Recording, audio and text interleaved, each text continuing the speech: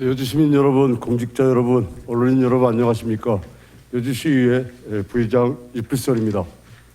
지난 5월 27일부터 진행된 여주시의 2024년 상반기 정례 일정이 오늘로 마무리되면서 아울러 제4대 여주시 의회도 전반기를 마치게 됩니다. 4년 임기의 절반을 보내며 때로는 격려와 성원으로 때로는 지도 편달로 여주시의회와 함께해 주신 시민 여러분, 언론인 여러분, 그리고 공직자님들과 존경하는 우리 동료 의원 여러분께도 깊은 감사 말씀드립니다. 오늘 새롭게 구성될 새로운 의장단과 더불어 후반기 여주시의회가 더욱 합리적이고 성숙할 수 있도록 저 또한 정진하도록 하겠습니다. 오늘 저는 안 쓰는 것이 미덕은 아니다. 집행률 제고와 결산사항 잉여금을 최소화하여 그 진단과 처방을 강구하자라는 제목으로 발언하겠습니다. 결산사항 잉여금은 세입에서 세출을 뺀 금액으로 이월금, 보조금 집행잔액, 그리고 순세계 잉여금으로 구성됩니다. 잉여금의 발생 원인은 세입의 과소 추계 및 집행률 저하로 인한 집행잔액이 발생하기 때문입니다. 집행잔액은 명시이월금, 사고이월금, 계속비이월금, 보조금 집행잔액, 순세계 잉여금으로 표시됩니다. 불가피하거나 타당성 있는 잉여금도 있지만 반면 불가피성이나 타당성이 적어 보이는 잉여금도 있는 것 같습니다. 행정안전부가 매년 시행하는 지방 재정 분석을 살펴보면 75개의 시로 구성된 그룹 중 우리 여주시는 2017년 결산 결과 2018년도에 가그룹에 속해 있었습니다.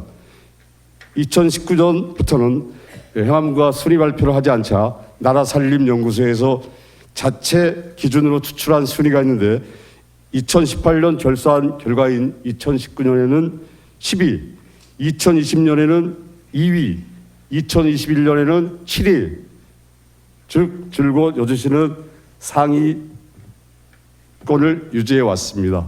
잘하신 일입니다.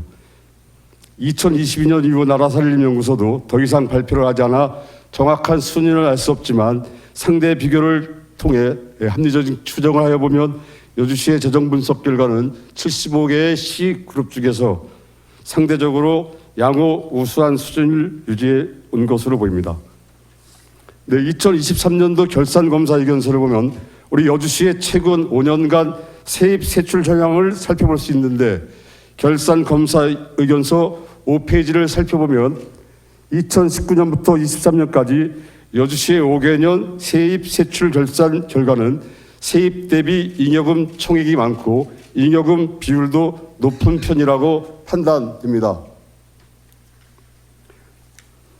2019년 잉여금 3,590억, 잉여금 비율 29.8%, 2020년 잉여금 2,725억, 잉여금 비율 21.1%, 2021년 2,512억, 잉여금 비율 17.7%, 2022년 3,648억, 잉여금 비율 25.3%, 2023년 3,387억, 잉여금 비율 21.9%입니다.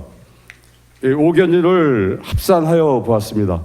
5개년을 합산해 보니 세입 총액 6조 8,982억, 세출 총액 5조 3,117억, 잉여금 총액 1조 5,864억, 잉여금 비율 22.9%입니다. 즉 5년간 약 6조 9천억의 세입에서 1조 6천억 정도의 잉여금이 발생하였다는 것입니다. 잉여금 비율이 평균 23%가량 되었다는 것입니다. 참고로 이것은 제가 계산기를 손수 눌러서 2번 정도 해본 건데 혹시 잘못된 계산일 수도 있으니 관계공무원 한번 따로 계산해 보시기 바랍니다. 지방재정운영의 기본원칙은 지방자치법 37조 건전재정운영에서 규정한 바와 같이 세입과 세출은 균형을 맞춰야 한다는 균형재정 원칙이 적용되어야 합니다. 그러나 잉여금이 5년간 약 1조 6천억이나 발생했다는 것은 이 균형재정 원칙이 지켜지지 않고 있나라는 방증이 아닐까 싶습니다. 잉여금 규모가 크다는 것은 첫째, 세입 대비 세출이 적었다는 것으로 해석될 수 있고, 둘째, 이른 발생한 잉여금만큼 지역 주민이 행정 서비스를 받지 못했던 뜻으로도 보여질 수 있고, 역으로 잉여금 중 일부는 다른 사업에 사용할 수 있었음에도 불구하고 다른 사업에 사용하지 못했다고도 볼 수 있으며, 셋째, 잉여금의 발생 자체가 효율적이지 못한 재정 운영에 의한 것으로 볼 수도 있습니다. 세입이 세출보다 어느 정도 많아야 한다는 현실적 필요성은 인정합니다. 그러나 그렇다 하더라도 세입과 세출이 너무 지나치게 과도한 것은 문제가 아니겠습니까? 쓰지 않은 돈이 있다는 것은 시민들에게 제공되어야 할 복지와 민생, 행정 서비스가 그만큼 부족하게 제공되었다는 것으로도 읽힐 수 있기 때문입니다. 그래서 몇 가지 제안과 당부를 드립니다. 첫째, 간부 공무원들 분 중에서 가칭, 잉여금 최소화를 위한 연구 모임을 조직하고 정례화하여 풍부한 실전 경험을 바탕으로 대안을 적극 모색하여 주십시오.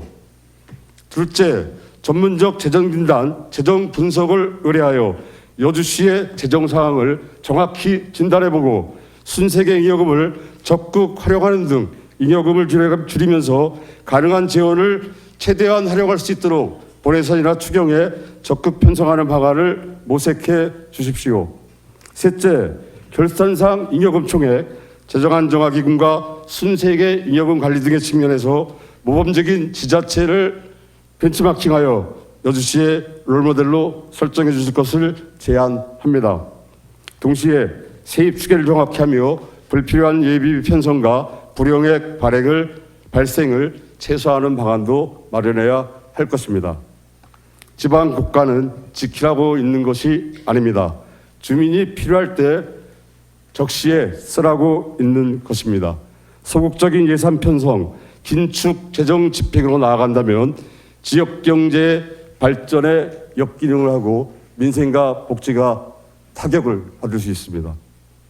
보다 정밀한 세수 추계, 사업별 집행 가능성 검토와 이에 맞는 적정 예산 편성, 성실한 예산 집행을 통해 한정된 예산에 대한 재원 배분의 효율성을 극대화할 수 있도록 적극 노력해 주시고 2025년도 본 예산에 담아 주시기를 부탁드립니다.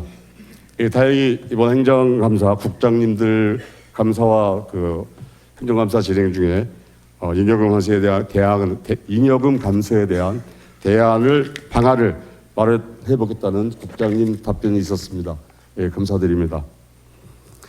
경청해 주셔서 감사합니다. 본격적인 무더위가 시작되는 계절에 모두 건강에 유의하시고 안전하고 건강한 여름 보내시길 바랍니다. 다시 한번 감사드립니다.